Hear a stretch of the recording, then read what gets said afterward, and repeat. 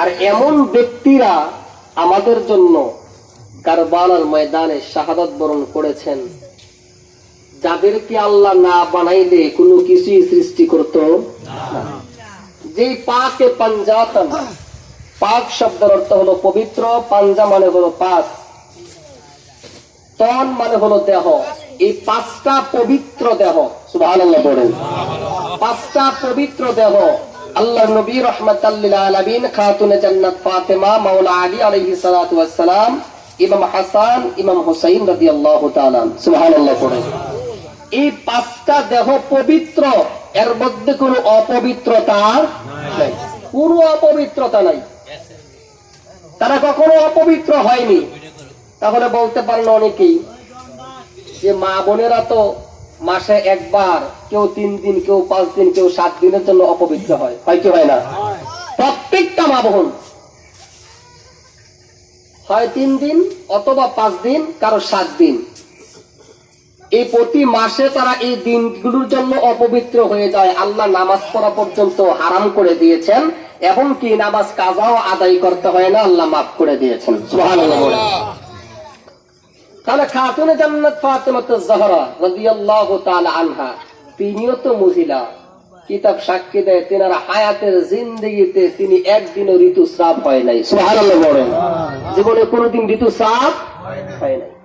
আপনি সায়েন্স ডক্টরের কাছে গিয়ে জিজ্ঞাসা করেন যে যদি কোনো মহিলা ঋতুস্রাব ঠিক মতো না হয়, অনিয়মিত হয়, সে কি সন্তান জন্ম দিতে পারবে? ডক্টর ডাইরেক্ট বলবে সে সন্তান জন্ম দিতে। কিন্তু খাতুনে জান্নাত ফাতেমাতুজ জাহরা জীবনে কোনোদিন ঋতুস্রাব হয়েছে না, কিন্তু সন্তান জন্ম দিয়েছেন। আল্লাহ বুঝিয়েছেন ফাতেমা এমন পবিত্র, তাকে অপবিত্র করা যাবে না। এই জন্য আল্লাহর হাবিব বলেন, ইন্নামা সাম্মাইতুহু ইবনাতি ফাতিমা ফা ইন্নাল্লাহা ফাতিমা মুহিব্বিহা আলান নার। যখন খাতুনে জান্নাত ফাতেমা দুনিয়াতে আগমন করলেন, আল্লাহর নবী কোলে নিয়ে নাম রাখলেন ফাতেমা। আল্লাহ বলেন, ইন্নামা সাম্মাইতুহু ইবনাতি ফাতিমা। হাবিব আপনি তার নাম ফাতেমা রাখছেন? আল্লাহ, হ্যাঁ। ফা ইন্নাল্লাহা ফাতিমা, এই নামটা আপনি রাখেন নাই গো হাবিব, নিশ্চয়ই নামটা আমি আল্লাহ রাখছি। ফা ইন্নাল্লাহা ফাতিমা মুহিব্বিহা, যারা এই ফাতেমাকে মুহাব্বত করবে, আলান নার, আমি আল্লাহ তার জন্য জাহান্নামের আগুন হারাম করে দিলাম। তো যে ফাতেমাকে ভালোবাসলে আল্লাহ বলে জাহান্নামের আগুন। এই বাংলাদেশে কত ফাতেমা আছে সিগারেট খায়, আছে না নাই? মিথ্যা বলতেছি? আমি আপনাদের এখান থেকে কবে যেন 2 তারিখে প্রোগ্রাম করে যাওয়ার সময় ব্যারিকেড গিয়ে দেখি আমাদের ওই যে খাকান্দার ঘাটে এক মহিলা এমন ভাবে টানতেছে, আমি দেখে অন্যদিকে ঘুরে গেছি। অবস্থা খুব খারাপ দেশের পরিস্থিতি। অথচ আল্লাহর হাবিব বলেছেন এমন কিছু নাম রাখো যে নামের গুণে আল্লাহ হয়তো তাকে মাফ করেও দিতে পারে। এক ফাতেমাকে ভালোবাসলে আল্লাহ জাহান্নামের আগুন হারাম করে দিচ্ছে, আর আমার মা আমার বোন ফাতেমা এক ওয়াক্ত নামাজও করে না। কতটা তফাৎ! প্রিয় হাজিরিন, আল্লাহর হাবিব সাল্লাল্লাহু আলাইহি ওয়াসাল্লাম বলেন, দুনিয়ার মানুষেরা মান আহাব্বাহুমা ফাকাদ আহাব্বানি ওয়া মান আবগাদাহুমা ফাকাদ আবগাদানি ওয়া মান আবগাদানি ফাকাদ আবগাদাল্লাহ। যারা আমার আহলে বায়াতকে ভালোবাসে সে যেন আমি নবীকে ভালোবাসে, সুবহানাল্লাহ বলেন। ওয়া মান আবগাদাহুমা ফাকাদ আবগাদানি, যারা আমার আহলে বায়াতকে কষ্ট দেয় সে যেন আমি নবীকে কষ্ট দেয়। ওয়া মান আবগাদানি ফাকাদ আবগাদাল্লাহ, আর যে আমাকে কষ্ট দেয় সে কাকে কষ্ট দেয়? আল্লাহকে কষ্ট দেয়। আল্লাহর হাবিবকে জিজ্ঞাসা করলেন সাহাবায়ে কেরাম, ইয়া রাসূলুল্লাহ, আপনার আহলে বায়াত কারা? আল্লাহর নবী খাতুনে জান্নাত ফাতেমা, আলী, হাসান, হোসেনকে টেনে এনে শরীর মুবারকে একটা চাদর ছিল, এটা দিয়ে ডেকে বললেন এরা হলো আমার আহলে বায়াত, সুবহানাল্লাহ বলেন। সাথে সাথে আমার আল্লাহ কোরআনের আয়াত নাযিল করে দিলেন, ইন্নামা সাম্মাইতুহু ইবনাতি ফাতিমা। আল্লাহ পাক রব্বুল আলামিন আর জায়গায় বলেন, কুল্লা আসআলুকুম আলাইহি আজরা। হাবিব আপনি বলেন আপনার উম্মতদেরকে, ইল্লাল মাওয়াদ্দাতা ফিল কুরবা, তোমাদের জন্য আমি বহুত মার খাইছি, উহুদে, বদরে, বিভিন্ন জায়গায় কাফেরদের হাতে কত লাঞ্ছিত অপমানিত হয়েছি।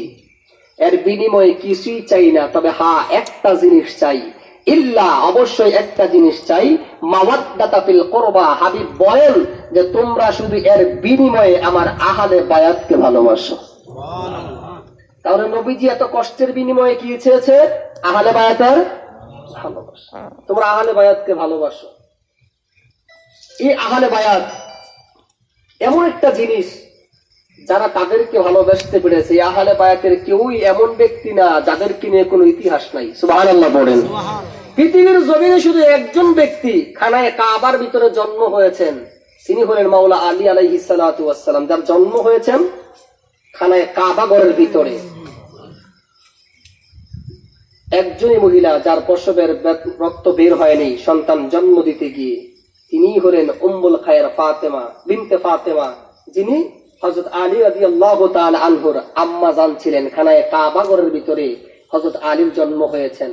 ওই দিক থেকে যদি আলোচনা করতে যাই বহুত সময়ের প্রয়োজন, শুধু পরিচয় দিয়ে আমি সরাসরি আলোচনায় ঢুকে যাব। আল্লাহর নবী রাহমাতুল লিল আলামিন এই আহলে বায়াতকে ভালোবাসার কথা বারবার বলেছেন, কারণ এই আহলে বায়াত ছাড়া আপনার নামাজ কখনো, এই নামাজের ভিতরে পর্যন্ত আপনাকে আহলে বায়াতকে সালাম দিতে হবে। আল্লাহুম্মা সাল্লি আলা, তাশাহুদের পরে দুরূদ শরীফ পড়তে হয়। আল্লাহুম্মা সাল্লি আলা মুহাম্মদ ওয়া আলা আলি। এই ওয়া আলা আলির তাফসীর হলো আহলে বায়াত। সুবহানাল্লাহ বলেন। এই আহলে বায়াতের উপরে পর্যন্ত নামাজে দুরূদ না পড়লে নামাজ হবে না।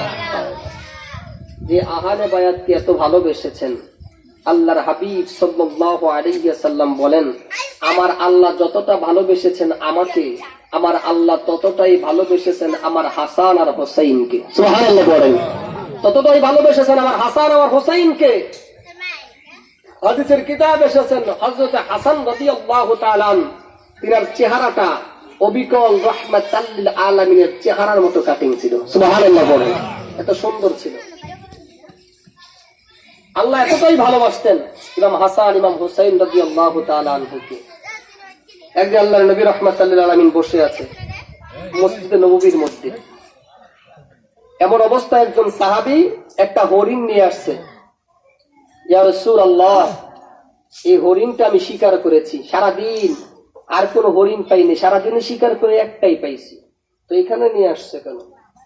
নবী গো, আমি নিয়ত করেছি, মান্নত। কি করেছি? মান্নত করেছে আপনার দরবারে। সুবহানাল্লাহ বলেন। এখন আমরা যদি দরবারে মান্নত করি, কই সেরে আছে না নাই? এগুলো সেরে কি বেদাতি? আরে বেটা, দরবারে মান্নত করা সাহাবীদের সুন্নাত। সুবহানাল্লাহ বলেন। নবীর সাহাবী গিয়ে বলে, ইয়া রাসূলুল্লাহ, আমি মান্নত করেছি। কি মান্নত করেছ? আমি যখন ঘর থেকে বের হয়েছি মান্নত করেছি যে আল্লাহ, আজকে যদি হরিণ শিকার করতে পারি, যেটা প্রথম শিকার করব এটা আমার নবীর কদমে হাদিয়া দিয়ে দিব। সুবহানাল্লাহ বলেন। এখন শিকার করতে গিয়ে প্রথমেই একটা শিকার করেছি, আর সারাদিন শিকার করতে পারি নাই। এখন আমার তো মান্নত ওয়াজিব পূরণ করতে হবে, এই জন্য আপনার কাছে নিয়ে আসছি। নবী বলেন, ঠিক আছে, গাছের সাথে বেঁধে রাখো। গাছের সাথে বেঁধে রাখলেন। এমন অবস্থায় হযরত হাসান রাদিয়াল্লাহু তাআলা আন মসজিদের মধ্যে আসলেন নবীর কাছে। আয়েশা দেখে হরিণ বাঁধা, তো বাচ্চারা তো হরিণ দেখলে খেলাধুলা করতে চায়। নানা, হরিণ কার? তো দেখবেন নানার যে সম্পদরা হয়, কোনো কিছু থাকে, নাকি জিজ্ঞাসা করলে এটা তো তোমারই। বলতে দেরি ইমাম হাসান এটা খুলে বাড়িতে নিয়ে গেছে, খেলাধুলা করতেছে। হুসাইন রাদিয়াল্লাহু তাআলা দেখা, ভাই কোত্থেকে আনছো? কয় নানাই দিছে। নানাই তোমারে দিছে, আমারে দিছে না? তো দৌড় দিছে নানার কাছে। নবী সাহাবীদেরকে নিয়ে কথা বলতেছে, দৌড়ে আসছে। নানা, ভাইকে হরিণ দিয়েছ, আমাকেও হরিণ দাও। রাহমাতাল লিল আলামিন ডেকে বলতেছেন, হুসাইন, হরিণ একটাই, আর নাই। যেটা ছিল তোমার ভাই নিয়ে গেছে, দুই ভাই মিলে খেলাধুলা করো। হুসাইন উত্তর দিতেছে, না না, চলবে না, ভাইকে দিয়েছ, আমাকেও একটা দিতে হবে। বারবার হোসাইনকে বুঝাচ্ছে, হোসাইন বুঝতেছে না, ছোট্ট মানুষ, 7 বছর বয়স, আমাকে হরিণ দিতে হবে, ভাইকে দিয়েছ। মনটা যখন নরম করে বসে গেছে, মনটা মলিন, আমার আল্লাহ জিবরাইল ডাক দেখে, জিবরাইল আর দেরি করিস না। হোসাইনের মনটা খারাপ হয়ে যাচ্ছে। হোসাইনের মন যদি খারাপ হয়ে যায়, হোসাইন যদি কষ্ট পায়, আমার নবী কষ্ট পাবে, আর নবী যদি কষ্ট পায়, আমি আল্লাহ কষ্ট পাবো। তাড়াতাড়ি জান্নাত থেকে একটা হরিণ নিয়ে হোসাইনকে খেলা করার জন্য দিয়ে আসো। সুবহানাল্লাহ। জিবরাইল আলাইহিস সালাতু ওয়াস সালাম জান্নাতের মধ্যে গেলেন। জান্নাত থেকে একটা হরিণ নিয়ে রাহমাতাল লিল আলামিনের কাছে মসজিদে নববীর মধ্যে হাজির হয়ে বলে, ইয়া রাসূলুল্লাহ, ইয়া হাবিবাল্লাহ, নবী গো, এই দেন আমার আল্লাহ জান্নাত থেকে হরিণ পাঠাইছে। হোসাইনের মনের মধ্যে কষ্ট চলে গেছে। হোসাইন যদি হরিণ না পায় মনের মধ্যে কষ্ট পাবে। আল্লাহ বলে, হোসাইন যদি কষ্ট পায় আপনি কষ্ট পাবেন, আপনি কষ্ট পাইলে আল্লাহ কষ্ট পাবে। এই জন্য হোসাইনকে কষ্ট পেতে দেওয়া যাবে না। আমার আল্লাহ হোসাইনকে খুশি করার জন্য জান্নাত থেকে হরিণ পাঠাইয়া দিছে। আরে যার প্রেমেতে মজনু রূপে, ওরে যার প্রেমেতে মজনু রূপে খোদা রব্বানা একজন নবী আসল গো সোনার মদিনা, একজন নবী আসল গো সোনার মদিনা। হায় হায় যার প্রেমেতে মজনু রূপে, যার প্রেমেতে মজনু রূপে খোদা রব্বানা একজন নবী আসল গো সোনার মদিনা, একজন নবী আসল গো সোনার মদিনা। যাহার গমনের তারে কাবা ঝুঁকে সেজদায় পড়ে, যাহার গমনের তারে কাবা ঝুঁকে সেজদায় পড়ে, তিনি আমার নূরের নবী শাহে মদিনা। বললেন তিনি আমার নূরের নবী শাহে মদিনা, একজন নবী আসিল গো সোনার মদিনা, একজন নবী আসিল গো সোনার মদিনা। যার প্রেমেতে মজনু রূপে, যার প্রেমেতে মজনু রূপে খোদা রব্বানা একজন নবী আসিল গো সোনার মদিনা, একজন নবী আসিল গো সোনার মদিনা। ওই নামের রশি ধরে যাব মোরা ভব পারে, তোমার নামে রশি ধরে যাব মোরা ভব পারে।